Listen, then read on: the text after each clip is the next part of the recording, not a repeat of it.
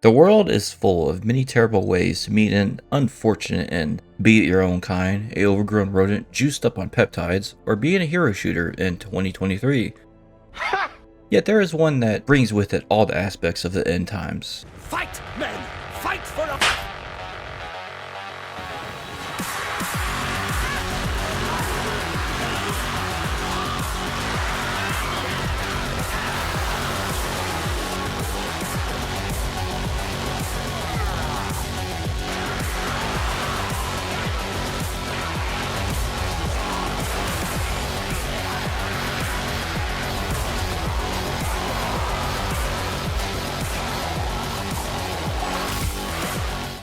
This is Kugath, a large grotesque raider demon of Nurgle.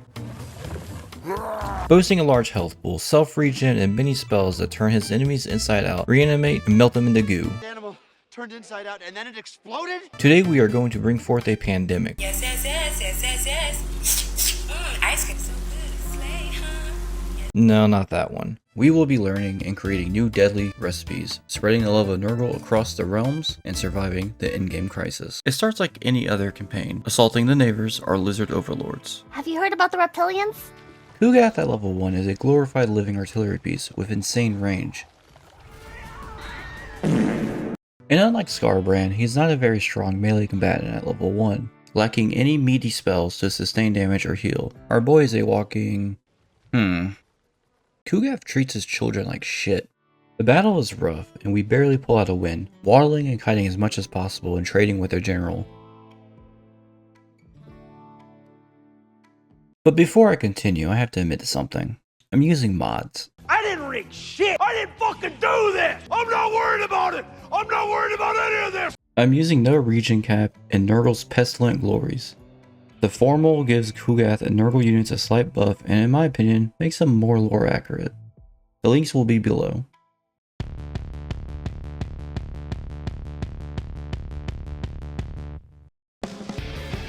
After spending a majority of the early game on the back foot, I make a last stand at my capital, acquiring an easy victory and allowing us to go on the offensive.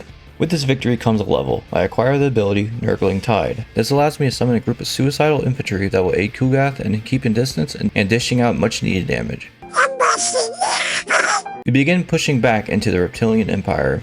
Even with my new abilities, the battles are nothing to scoff at. Conceding the first battle, we are now at the mercy of the enemy army. They attack again in an attempt to finish off Kugath. Being in an extremely weakened state when this battle begins, I plan a strategy.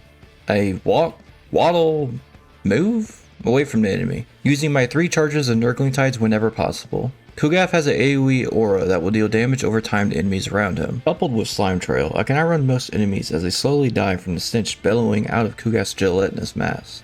Running out of options, I swing around and confront my attackers. As Kugath lands a blow, the balance of power flips, and I secure a victory that seemed out of reach. With our first city secured, we finally have a good foothold in the Lizard Empire. Before we can extinct the overgrown iguanas, Helman Ghost shows up.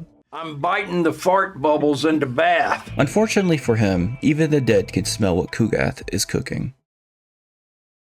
The large undead host comes prepared with an army of skeletons, ghouls, and specialized units. I cannot kite them as they can keep pace with Kugath and eventually bog me down. As the battle rages near to an end, I concede, saving Kugath from the ultimate defeat and escape. We must fight to run away. Killing close to 1600 undead, I net a large amount of experience, allowing me to level not once, but twice. With this, I'm able to attain my largest power spike, Fleshly Abundance, an extremely strong healing spell that will keep Kugath in the fight and allow our slow decaying diseases to melt the enemies around us. The second ability I learned is Blight Boil. This large AoE attack will allow me to take advantage of the large blobs that swarm Kugath and commit what most will call a war crime. But for me, it was Tuesday.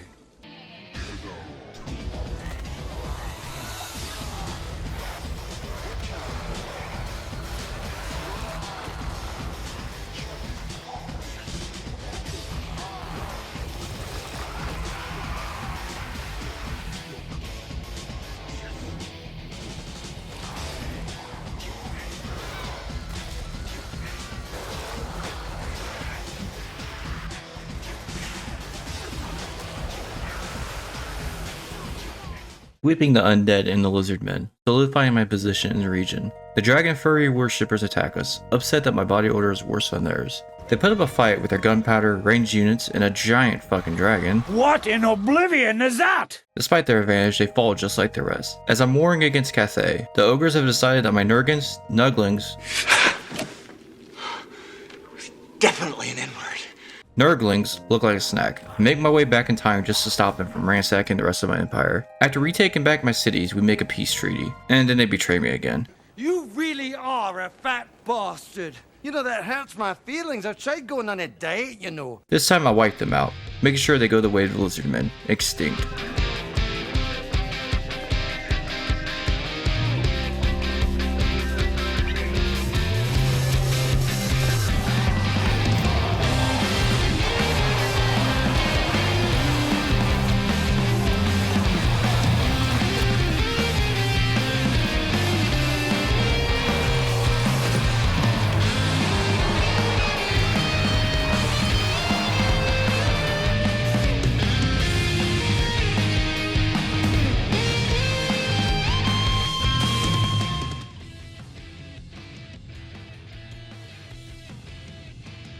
The Ogre Kingdom has been assimilated into my beautiful Bio Empire. With their territories, I have secured my northern flank, and my garrisons to the east are strong enough to hold up against Cathay's armies. This Chaos Dwarf faction is unironically my best friend. I plan to move southwest and expand to the Badlands, clearing out the rest of the Ogre Kingdoms. Now you may be asking, where's all the plagues? Just a sick world we're living in. Sick people. Well, I've never played Nurgle before, and honestly, pretty let down by how uninspiring and boring the plague system works. I created 50 plague cultists and spread them through the map, hoping to use them all at once and have some kind of cool effect, but they really didn't do anything. It was a total letdown, and my doomsday plot came to an end. I was able to get some recipes and actually help my ally survive against Emmerich and his mommy issues, but overall it did nothing for me. As I clean up these minor ogre factions, the end times have begun. The Tomb Kings have arisen south of us and spawned a massive army from the Black Pyramid of Nagash, so I begin marching towards it. Upon arriving at the pyramid, I find not a single Tomb King army. It seems that in my long hike, the oracles of Tzeentch have been wiping them out. I begin to move in and take up residence in the region. Doing so alerts the Tomb King armies to the north to come back south. After many turns holding them and conquering their cities in the region, I plan my next trek into... Oh, that's where they went. They became the new empire. As I finish up loose ends, I prepare to move into the Reichland. At this point, I am mentally exhausted, and I'm about to break a rule, and I'm sorry. I'm not sorry I took the money. I'm at the point where Kugath is easily wiping out armies by himself without an issue, so I created two armies, one with Kugath and one with another lord. I'm hoping that this can expedite the process.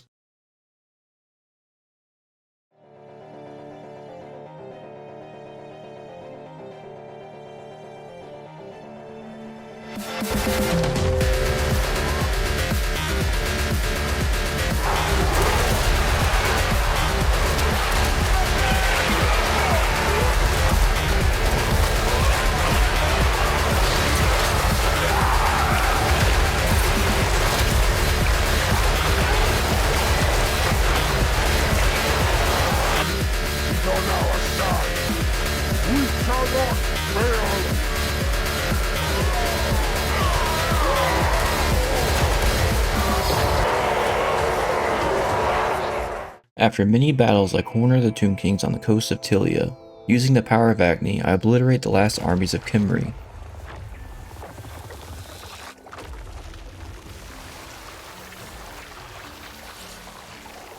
We also smacked down the last city of Morgul's Beastman tribe because I thought it was funny.